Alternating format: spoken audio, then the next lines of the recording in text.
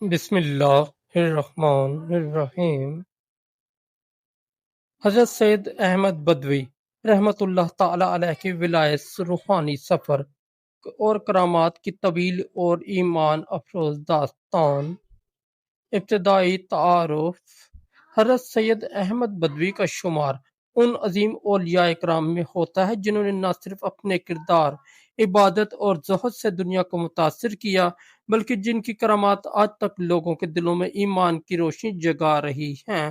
آپ کی شخصیت ایک ایسے آفتاب ولایت کی مانند ہے جس کی روشنی آج بھی عالم اسلام کو منور کر رہی ہے۔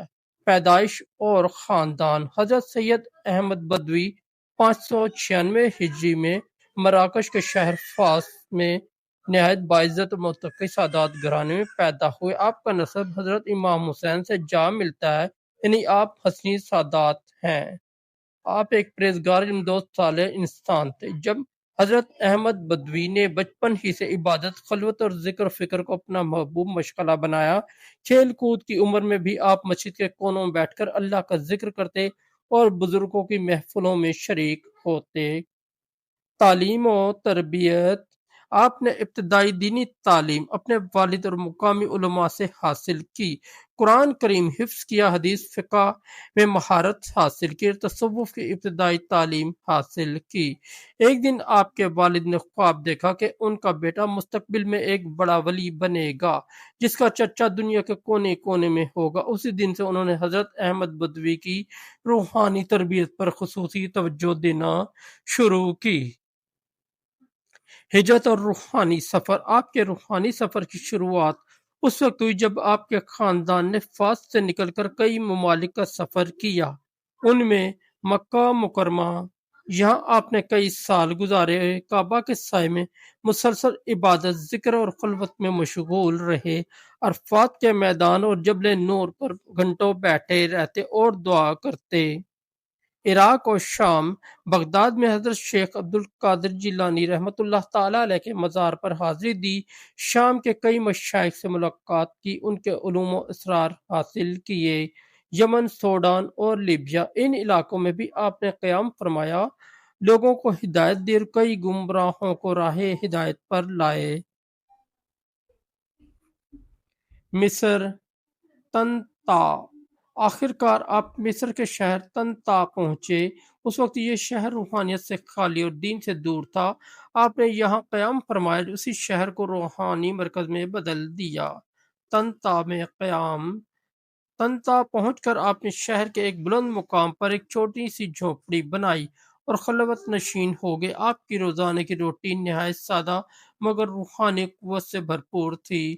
دن کا اکثر حصہ خاموشی اور ذکر میں گزرتا، راتوں کو جا کر تہجد، قرآن کی تلاوت اور دعائیں کرتے، مسلسل روزے رکھتے، دنیا سے بالکل بے نیاز ہو چکے تھے۔ رفتہ رفتہ لوگوں کو آپ کی روحانی کیفیت کا اندازہ ہوا اور لوگ جوک در جوک آپ کے پاس آنے لگے، بیمار، پریشان حال، گمراہ، سبھی آپ سے دعا کروانے آتے اور ان کی زندگیوں میں سکون آتا۔ عظیم کرامات۔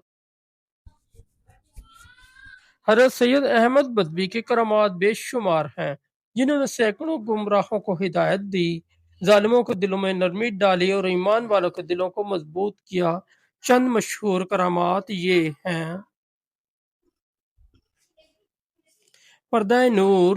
جب آپ عبادت کرتے تو ایک نورانی پردہ آپ پر چھا جاتا، کوئی آپ کو دیکھ نہیں سکتا تھا۔ لوگ بیان کرتے ہیں کہ وہ آپ کی جھونپڑی پاس آ کر واپس چلے جاتے کیونکہ آپ نظر نہ آتے۔ دلوں کا حال جاننا۔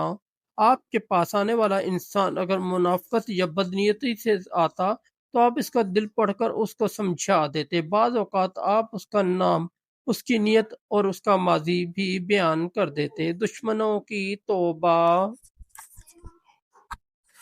کئی ڈاکو اور لٹیرے آپ کے قافلوں پر حملے کے ارادے سے آئے، مگر جیسے ہی آپ کو دیکھا یا آپ کے نام کی تاثیر محسوس کی، توبہ کر کے مرید بن گئے۔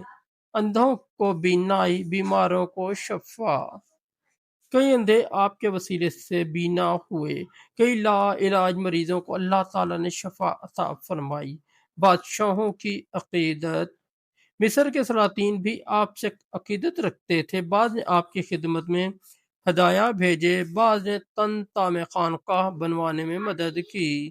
مریدین اور روحانی فیضان، آپ کے ہزاروں مرید تھے جن میں علماء، سادات، تاجران اور عام لوگ شامل تھے۔ آپ نے سب کو اخلاص، تقوی، اللہ کی محبت اور صبر و رضا کا درس دیا۔ آپ کا روحانی سلسلہ آج بھی طریقت احمدیہ کے نام سے دنیا بھر میں موجود ہے۔ مثال، حضرت سید احمد بدوی نے 675 ہجری میں اس دنیا سے پردہ فرمایا۔ آپ کا وصال جمعہ کے دن ہوا اور آپ کا مزار طنطا میں بنا، جو آج بھی دنیا بھر کے عقیدت مندوں کا مرکز ہے۔ ہر سال آپ کا عرس منایا جاتا ہے جس میں لاکھوں لوگ شریک ہوتے ہیں۔ آپ کے مزار پر آج بھی سکون، روحانیت اور اللہ کی محبت کی خوشبو محسوس کی جا سکتی ہے۔ پیغام اور سبق، حضرت احمد بدوی رحمۃ اللہ تعالی علیہ کی زندگی ہمیں یہ سکھاتی ہے کہ تقوی، ذکر اور خلوت کے ذریعے اللہ سے قرب حاصل کیا جا سکتا ہے۔ دنیا سے بے نیازی اللہ کی محبت کو قریب لاتی ہے۔ ولایت کسی عہدے یا شہرت سے نہیں بلکہ اخلاص، عبادت اور خدمت سے ملتی ہے۔ جو اللہ کے بندوں سے محبت کرتا ہے، اللہ اس سے محبت کرتا ہے۔